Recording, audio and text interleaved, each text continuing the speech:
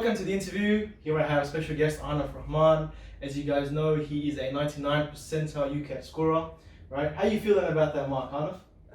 Over the moon. Over the moon? You don't look like you're over the moon. No, it was I'm really happy with it. I'm happy that the work paid off. That's good. That's good. You feeling a little nervous being on cameras and all that? Yeah, it's kind of daunting experience. Yeah, I've never been in this position before. This might be a quick foresight into what is to come, because in the interviews, I understand you are currently pursuing medicine. That's why you did the UCAT, right? Yeah. Okay. And at some point, this is exactly what it's gonna feel like. That's alright. So we actually have a lot of questions from the audience today, and we're just going to be rolling through them, asking those questions, and Ahnaf is going to do his best to answer those questions. Okay? You ready, Ahnaf? Yeah. Yeah, perfect. Just feeling a little nervous? Yeah, it's That's alright. It is what it is. It is what it is. Okay, let's begin.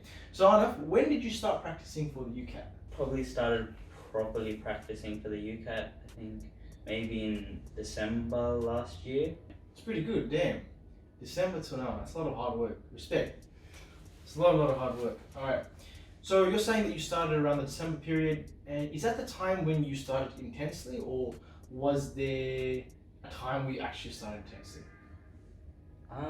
I think so that December period, because school holidays obviously, I could do a lot then. So I did quite like a brunt of my practice then. And then it was just spread throughout the year. There was periods where I don't have assessments, so I could spend time doing a few questions every day or a few days a week. And then I think my most intense period was definitely the sort of 2.5 weeks before my exam. That's really usually one of the hardest. Yeah, it was just a lot of questions every day. But yeah, that was about it. Pretty good, very good, very good. So just a quick question again. What did you score for the UCAT? Do you remember your marks for each of the sections? I don't even remember mine. So if you don't, that's okay. Yeah. So I got 3,100, and that was with 615 verbal reasoning, 710 in decision making. Yep. And 870 in quantitative reasoning and abstract reasoning. Oof. You absolutely just blew through abstract reasoning and quantitative reasoning. That's good. Yeah, it was, I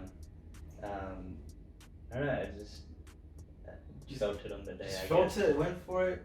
It's very good. It's very good. So, I think a lot of the people in the audience, right, they're very curious, okay? They want to pick your brain a little because, you've achieved this successful feat. Yeah. What kinds of resources have you thought of tried, and found actually helpful? In an honest opinion. Okay, so obviously I was mentored by Rakin. Oh, just subtle plug, Rack the medic, subtle plug, he was really helpful in sort of I guess him having been through it last year, just giving me insight into how to approach each of the subtests. I used Metafy. There was a few free websites that I used, I think There's an interesting one. UCAT Masterclass. There was one. There was 2 free exams on that, and MedEntry. I did a few exams on that through a friend's account. Don't tell anyone. But I would definitely recommend Metafy over MedEntry. The thing with MedEntry was that especially with quantitative reasoning and in parts decision making, the questions were a lot harder than what you would actually get in the exam. So I didn't feel like it was an honest reflection of what I actually got in the exam. So I think Metafy did a really good job of creating exams and questions that simulated more. Yeah. Right. It was close. Yeah. And so, having done that, I think just allowed me to basically go in there and be comfortable with the questions I had. So that was definitely, It's pretty good actually. No, it's really insightful. So, to summarize, out of all the online platforms and whatever you've used, you would recommend people use the OG one, the Metafy one. Yeah. Just because they already have everything there that's closely simulated to the real thing. Yeah. It's pretty good. Do you think that just having a question bank such as Medentry or Metafy, I know that Medentry makes this very big argument that they're not just a question bank, but at the end of the day, do you feel like you can succeed with just a question bank, or do you feel it's possible, but you're running around and chasing your tail? What's your opinion on that? It's possible, and I know people that have done it, but it's just like how difficult the process is. I feel like doing it alone by yourself, it's just there's a lot more you have to put in yourself, whereas if you can get insight from someone else, it simplifies the whole process for you. If you can pick someone's brains, like it definitely, for me anyways, it made it a lot easier. Yeah, I think the most interesting thing is I tried to be as straightforward with Ahnaf as possible, and I tried to give him like absolutely everything I had rattling around in here, and also a few things that I like picked up here and there from mentoring quite a few people. And this guy, he goes and he beats me. So I can't be mad. He did a good job, and I think the process, I think the dynamic really worked. So good on you, bro. Good on you. All right, so we actually have a question from Uncle Riaz. Okay, if you guys don't know who Uncle Riaz is, we'll put a nice picture of him like over there. Okay, and Uncle Riaz is alongside Uncle Tommy. They're not really uncles. They're like 24, 23ish. I don't even know. They own this place called Phoenix Education. It's actually the place we're doing this interview in, right? And they have some interesting questions to ask. So Tamid is actually going to ask him, and we actually have the questions down here if you're wondering while we're taking a look. So Tamid asks, what is your thoughts on licorice? To be honest, I'm quite impartial. I don't really like strawberry licorice. I don't mind like the normal, like the black licorice. Yeah. But it's not something I'm like particularly leaning towards. I think Uncle Tommy has too much licorice. There might be licoricing inside of it. Right. Okay, yeah. I love him for who he is. All right. And Uncle Riaz is wondering, since you're on this journey to success, and hopefully, inshallah, hopefully down the track you can do well, get into whatever course that you decide to get into, and you hopefully do really well in the HSC. Uncle Riaz is wondering, when are you going to start working for Phoenix? I don't know why he's asking this question, but quite an interesting one, Uncle Riaz. Quite an interesting one. See, like I don't know if I can answer that question yet. There's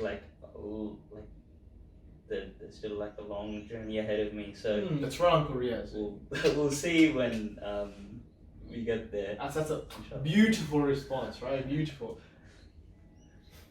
All right. So we'll go on to some more serious questions now. What are some of the biggest mistakes that either you have made or your peers have made in their study towards UCAT? Just maybe list two. For me, I was lucky that I started early enough to sort of gradually do that over time, and I never felt, I guess, like super time pressed in that manner. But so one of the biggest mistakes I think I saw in a few of my friends was that they didn't start their prep early enough. So they left it a bit too late. But even then, if you're spending time productively, even a month or two should be fine for you. But it's risky. It's risky, and it's like just about how you spend the time, how you distribute your time. Another mistake, I think initially I approached it in the wrong way. I thought, if I just keep doing questions, it'll fix itself. But I would constantly be getting the same marks, and it was just like a cycle of just me not like. It is what it is. Yeah. It just is what it is. Yeah. That's right. So I reckon another question that a lot of people have been asking about is, everyone wants a few quick tips for the 5 sections of the UCAT. Okay. Right, so what is your top tip for VR, for DM, for abstract reasoning, QR, and SJT? Okay, so for VR, my biggest tip is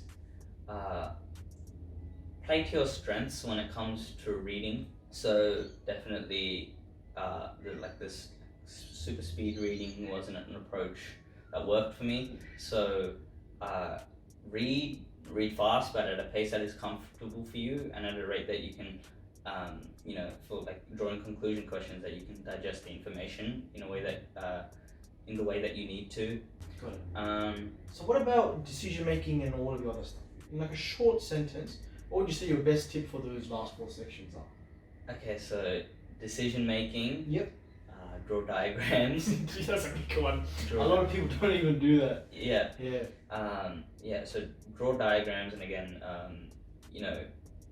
find a format for displaying the information that works for you. Quantitative reasoning, learn how to use the calculator. I cannot stress that enough. It's like the biggest thing. Like if you know how to use the calculator, you smash it on the day. Can you guess what extinct animal I am currently representing?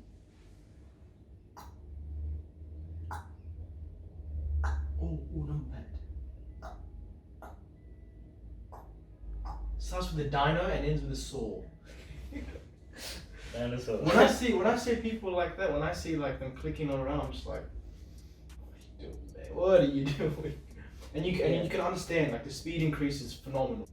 Spending abstract reasoning is the one that you can study for the most, in the sense that you can it's just about exposure to as many different styles of patterns. Right. And SJT, read the GMC, the Good Medical Council, the practice. It's like a PDF. Right? Yeah. You find it online. I'll see if I can plug a link in over there or wherever, somewhere in the video. It's a very good document. And why is it a good document exactly?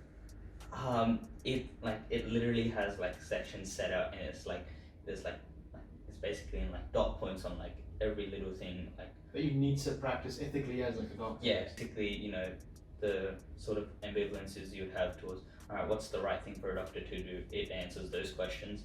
So yeah, definitely read that, and that will hopefully set you up to approaching questions in the way they want you to. So a common question that keeps getting asked is, what did you do in the lead up, right, to your exam, okay, the last week and a half-ish, that helped you maintain your confidence and keep you in that solid, focused mindset? Having a support network. So me personally, I had a friend, and his exam was a week before mine, and we'd talk to him almost every day leading up to his exam and every day leading up to my exam, and it's just giving each other confidence, giving each other support, because I think going in there nervous and panicking and I guess fearful it's not productive. Self-sabotage. Yeah. All right. I don't know if I wanted to ask this question because you're about 6 months out from doing your actual interviews. Okay. Yeah. And this is a question that they'll most likely ask in your interviews, maybe or maybe not. But I'll simplify it down for you. Okay. This is something that I used to practice a lot with as well. Okay. If you had to give a short sentence, just a reason, okay, for doctors doing medicine, okay, or nurses engaging in the hospital, or physiotherapists engaging in the health sector, or anyone in that manner, what would you say is a driving motivator of all of these individuals? Honestly speaking. For me, I feel like it's leaving a genuine impact on people's lives and being genuinely able to, do something that has, that can change a person's life completely. And yeah, I think we'll wrap it up there. I think I've kind of interrogated you a little too much. All right. Thank you very much, Ahnaf, for being here today. Okay, I think the audience is happy as well to have been given all of this advice. Okay. Right. Is there anything you want to say before we sign off? Is doing the exam this year, hasn't done it yet, they're doing it soon, or next year, just remember to believe in yourself, right? Have confidence, and know that if you put in the time, if you put in the effort, the results will come. Don't get disheartened by bad marks in mocks. It happens to everyone. It's happened to me. It's happened to Rakan. Heaps, too many times. I don't even want to think about it. So a lot of failure, right? Failure in practice is never a bad thing. In fact, failure in practice, it shows you where your weaknesses are. All right, always doing well will never show you anything. So failure is don't take it to heart, and just use it as a stepping stool to getting better. Stay healthy and safe. So, do you want to do the interviews like this or not? uh, uh, uh,